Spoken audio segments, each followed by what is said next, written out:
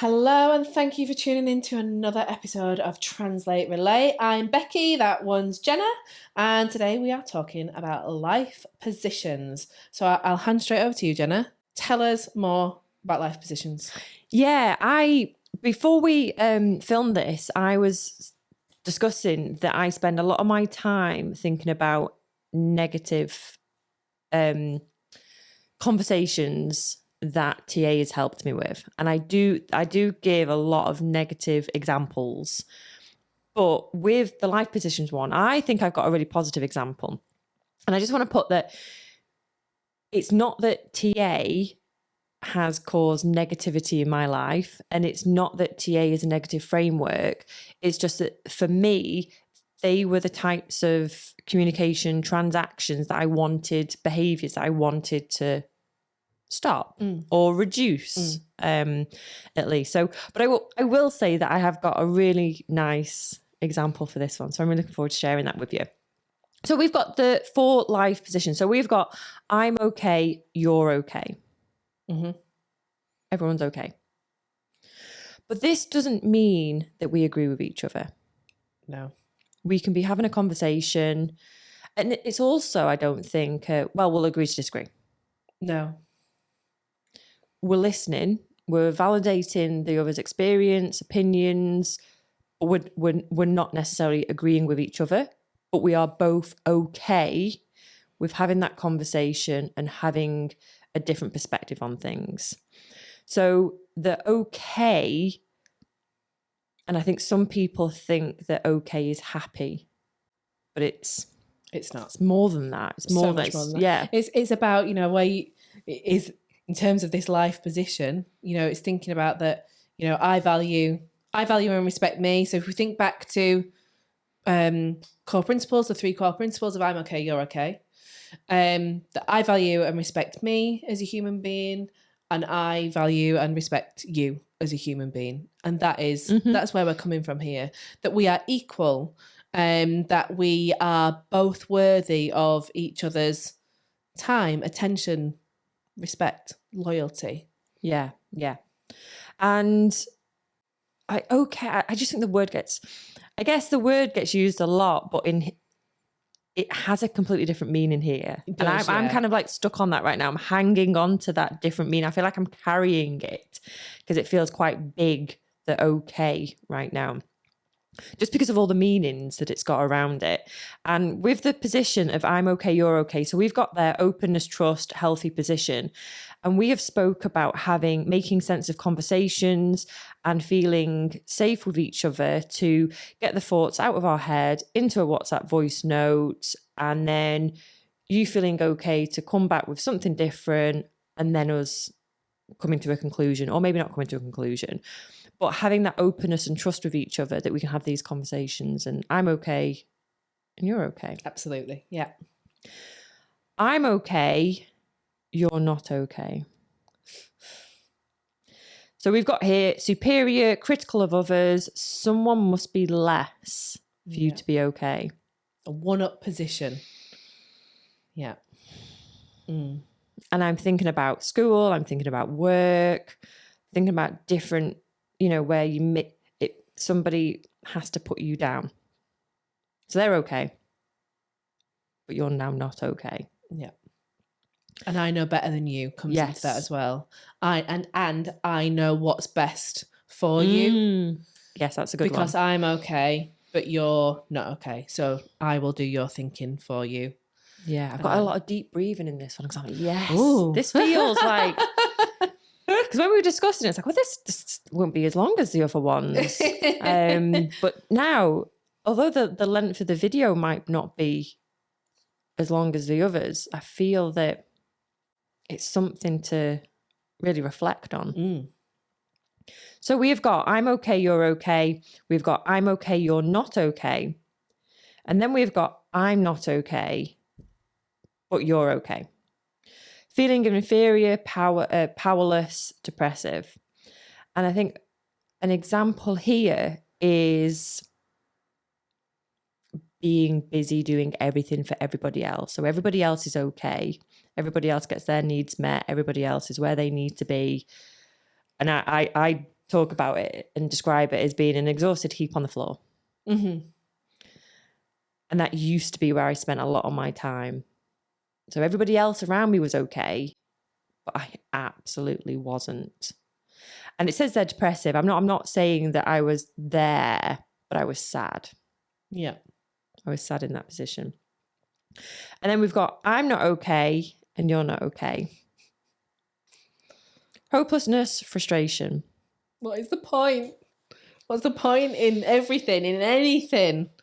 Because the world is just a hard and horrible place, and it doesn't matter what we do, it doesn't matter what I do, it doesn't matter what you do. It's never going to get better. Everything is just really hopeless. Yeah. Neither of us are okay. Yeah. And I'm excited to get onto my example. Oh, After go on then. all that heaviness, I'm exampled. I'm exampled. I'm excited to get onto my example. And have you got anything to add before I kind of fly into this? No, I'll throw in the other thing I was going to say after your example. Okay. So, I'm thinking about my friend who makes trifle. That's what her contribution is. Social events. She makes this trifle and it looks fantastic. The way she lays it out looks lovely. Fruit on the top, all that stuff. But I don't like trifle. I don't like cold custard. I don't like the texture. But my husband likes it enough for both of us. So I could get away with giving him the portions before. But on this one occasion, he didn't come to this meetup. So now I'm at a crossroads. What am I going to do? Am I going to confess to Lisa? How will she feel? Will that change the conversation of the group having dinner together? Is it her house? Will that possibly be perceived as being ungrateful? What's going to happen? So I decided that I would take a lemon goo pot. Love lemon cake. And I would provide my own dessert for me because I've always got a super sweet tooth. So passing on dessert wasn't an option. So I'd take my own. And the way I made sense of it is I'm okay because I will get a dessert. And hopefully Lisa will be okay because I'm not asking her to make any more effort. She doesn't have to make me another cake. So that was what I was hoping to achieve. So I'm getting a little bit nervous as I'm like driving to a house. How is this going to be? And I walked in and I was like, Lisa, I know you've done trifle, but I don't really like it. I'm sorry to confess. But I brought my own. And she's like, yeah, what did you call it? Yeah, chick, just put it in the fridge. So all of that build up while I was like driving there thinking, well, she might say this and she might say that and I'll apologize deeply. And, and she, yeah, just put it in the fridge. She was okay. And I was okay. But how it could have gone is, well, I've been in the kitchen all afternoon. And I've been to the shop especially to get these berries. But it wasn't. So, and that could have been, I'm not okay. I'm okay because I'm not eating the trifle, but she's now not okay. And it wasn't. And I know it sounds like a really shallow, superficial example, and I'm sure there are far more serious ones.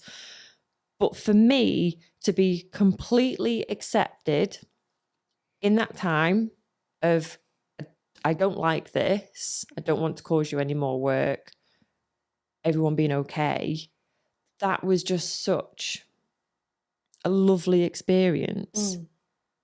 So that is my really positive.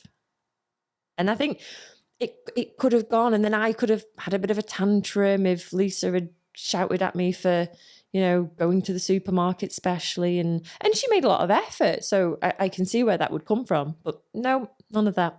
Put it in the fridge, check. I love your trifle story. I've heard it a few times now, and every time I think it's just such a lovely example. And I would really challenge you on whether it's shallow and superficial, and instead it's just a real life example, because I think we can get caught up quite often, really easily, when we're thinking about personal development, when we're thinking about learning something new, when we're thinking about elevating our levels of self-awareness that it feels like somehow it's always got to be a really deep, it's always got to be a really deep and meaningful example. I didn't save anyone's life. No, exactly. You know, so many of our interactions as human beings, you know, happen on that surface level, on that everyday, you know, doesn't need to, you know, you don't write home about it, as you would say. And so I think it's actually just a really lovely example of an everyday, I'm okay, you're okay interaction. So the point that I was going to add, but I didn't want to get in before your story because I could see how excited you are, and it doesn't matter that this comes afterwards, is that there is a difference between our existential life position and our behavioural life position. So our existential, where we actually think, you know, think about where we exist. Where is it that we are on an existential level? And the behaviour of bullies can be a really good example of the difference here. So that bullies usually at an existential level see themselves that they are not okay, someone else is okay. But from a behavioural level, it switches. And behaviourally, can't get that word out then, they act like they are okay and they're making you not okay. They're putting you in that one down position. Yeah. And that's the difference between, you know, where we actually see ourselves overall and the difference in the way that we can actually act and the way that we behave. My example around life positions, different to yours, is from my view of my ability with maths. So when I was in year 3, I was ill for ages. It turned out I had pneumonia, but it went like undiagnosed for ages and ages and ages. So I missed like loads of school. And from that, I always felt like I really struggled with maths afterwards. Like I remember my teacher, Mr. Pennell, would get everyone else going with their maths, and then he would come and sit with me. And I was still doing like tens and units while everyone else was on hundreds, tens and units, as it was back in the day. Showing my age a bit there, maybe. With those little wooden... Yeah, I had like, little wooden blocks. Yeah, sometimes we had purple plastic ones. Oh, no. That's a bit fancy pants. Yeah. I was obviously at a better school than you, Jenna. You know, and I felt like I really struggled with it. I caught up in the end. However, that belief of mine that I'm, you know, rubbish as maths has always stayed. I got an A at GCSE, and yet if you ask me, I would say I'm terrible at maths. So I then went on to be an engineer. I went on to be an engineer for 15 years with this belief that I was rubbish at maths. And because of that, I would always put myself in that I'm not okay, you're okay. You are more technically minded than me. So I sort of warped this belief of I'm crap at maths into that means I'm rubbish at everything technically. And you can see how those processes could follow on. So anyone who was very technical, they were like gods to me. I would literally like worship them because I just think, I don't know how it is that your brain like even works this way. I can't keep pace, you know, whatever. But what that would be that I would never question what they said. If that was someone who I thought was, you know, very technically minded, which was then 99.9% of my colleagues, I wouldn't question it, even if I thought it was wrong. Sometimes it was wrong. Yeah. Sometimes because they're human beings and they get things wrong. But I would never question that. And then I'd be kicking myself. But I couldn't question it because I wasn't okay. I wasn't okay. They were okay. They knew what they were doing. Yeah. And when we talk, so we've got around not being okay, I it's making me think about like a learned helplessness then. And that's something that we can take with us. And I didn't expect to feel like the weight of this subject, actually, this part of it as much. And I'm in my head, I've got okay, and that's what I'm carrying right now. Don't know what's going on. I'll reflect on that. But I think that it takes for me, a lot of conscious effort now from being in that position of I'm not okay, you're okay. It takes effort for me to think, okay, am I okay? Are you okay? Because I don't want to be in that I'm not okay, but you're okay position anymore. And that will happen. That will happen. Like that, I don't think you can ever stop it from happening completely. But as a general rule, I want to reduce that from happening as much as possible. And I feel that it is an effort to be like, right, okay, just self-regulate. Where am I? What's happened? And am I going back to old habits again? Yeah. To go and shifting back to new habits and more healthier forms of communication. And that's the thing, you know, learning this stuff doesn't suddenly make you immune to falling into old traps. I love like when we think about the brain and we think about our neural pathways, so the things that take us from A to B within our brain. Once those neural pathways are formed, like they're there. And so the things that we have done really often out of habit, it's a bit like driving down the motorway.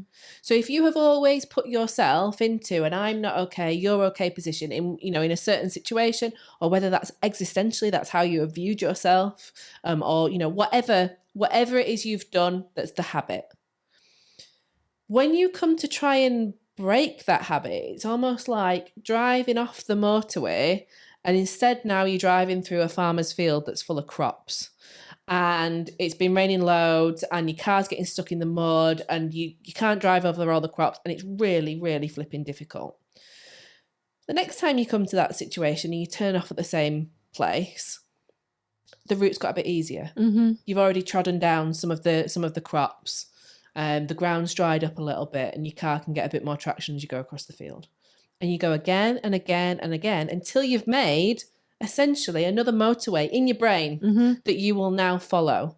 But under times of stress, we can forget about our new motorway and we revert back. So we carry on down our old motorway. But now we notice it. Yeah. Oh, I've taken the wrong turning. Yeah. I've gone down the wrong road. Yeah. And we can turn off and start to think about, no, let's go back to that new behaviour that I'd formed. But unfortunately, the old one's just not going to go away. So it doesn't make you immune to these things never happening again. It just means that you have so much more potential to spot it and therefore do something differently as a result. Yeah.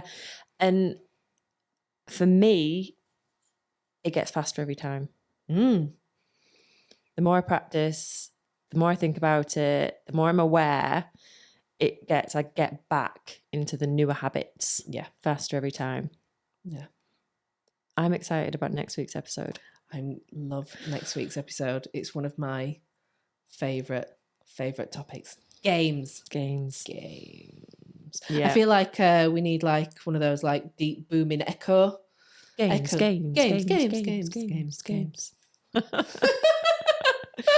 I love the subject games. Yeah. I love recognising them and the patterns. And I am very excited to talk about that in next week. Yeah. So a bit of a cliffhanger there. But before we say our goodbyes this week, takeaways, considerations, what can people think of this week? Where do you see yourself? So when you're thinking in terms of okayness, and you versus other people, do you have an overall existential life position that you can recognise? Where are you normally putting it? Are you putting yourself equal to other people? Are you putting yourself in a one-up position? Are you putting yourself in a one-down position? Look at the relationships that you're having with people. Do other people try and put you somewhere else? Do you feel in certain situations that someone sees you as more or less okay than them? What's going on? So much of these things, for you to take away are reflections. But that's because there is so much value in thinking about what it is that's actually going on for you. You can't start to live life on purpose without thinking about how you are living it now. Yeah. So where is it? Is there certain situations, a bit like me with maths? Is there certain situations where you feel that you're in a different position more than you are at other times? Yeah, and very often I'll say the Instagram memes are true. They're true. We just have to. It's like, as you say, the knowing and the doing. And one of the ones that comes out quite a lot is people will only treat you how you allow them to treat you. And I think we've spoke about perspective, and we've spoke about taking responsibility, and we've spoke about kind of self-reflection. And I'm going off a little bit now, but in nursing, we will say that people will knowingly be abused to get something. So if it is that your 90-year-old grandmother and you've got your one bed flat, and your 17-year-old grandson comes around and takes your pension money and eats all your food and hangs around with his mates in your house, and they leave a mess. People will allow that because they get something out of it. So the elderly lady might not be okay. Sorry, the grandson is okay getting all these things, and the elderly lady might not be okay. But that might be a position that she wants to stay in or chooses to stay in because she gets something out of it. And that's really difficult to think. Well, why would she? Why didn't she just get out of it? Why didn't she just tell her grandson that, not to do that? Why does she let him in? But she gets some comfort and reassurance and company from that.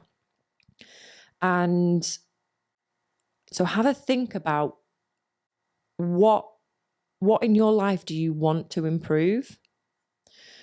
And what in your life are you choosing to keep the same, even though you know that you're not okay with it in that situation? And as much as I don't like that grandma scenario, because that's me putting my values, some people don't want to shift positions because they lose something. And a conversation that I said before in another video about at what cost. Yeah. So, and the transition might then go from I'm not okay, you're not okay. So the grandmother's not okay because she isn't getting company, and the grandson's not okay because he's not coming around and taking his pension. So it's not just a gentle flow and a nice transition of the life positions. It can be difficult. It can be really difficult. But I guess I've gone from being excited to be like, oh, this is really deep. But it's about that living consciously and making these conscious decisions. And there's so many reasons why people will be in these situations. And that can be an abusive partner who's got control of your money and the children. And what are you going to do? So it's all very well us sitting on our nice sofas saying, think about making improvements. But for some people at today, they might not be able to. But to have that awareness of where would they like to be and what small steps can be done. And it's not about, I guess wanting to acknowledge that there's no judgment there. And that comes back to that I'm okay, you're okay. So I don't like the situation with the grandmother, but I understand why that might be a necessity for her. Yeah, and I think that, what you said around no judgment and how much things can actually change, it does seem like, we make it sound really easy that, when you reflect on this and it starts to open the world up for you. But the world for some people will open up like this, and for other people will just be a tiny little crack. And we've been doing this for years. Exactly. Reflecting. And making really small adjustments as your situation allows. Yeah. So I feel like this one's gone trifle abuse. Yeah. It's gone all over the place. Someone robbing the granny. Yeah. Abusive relationships. Maybe it's time we sign off. Get excited about going to games again for next week. Yes. And again, back to understanding and back to being able to make decisions. So have a think about what life position are you, and are there people around you who try and put you in a different life position? Is that for this week? That's everything for this week. See you next week. See you then.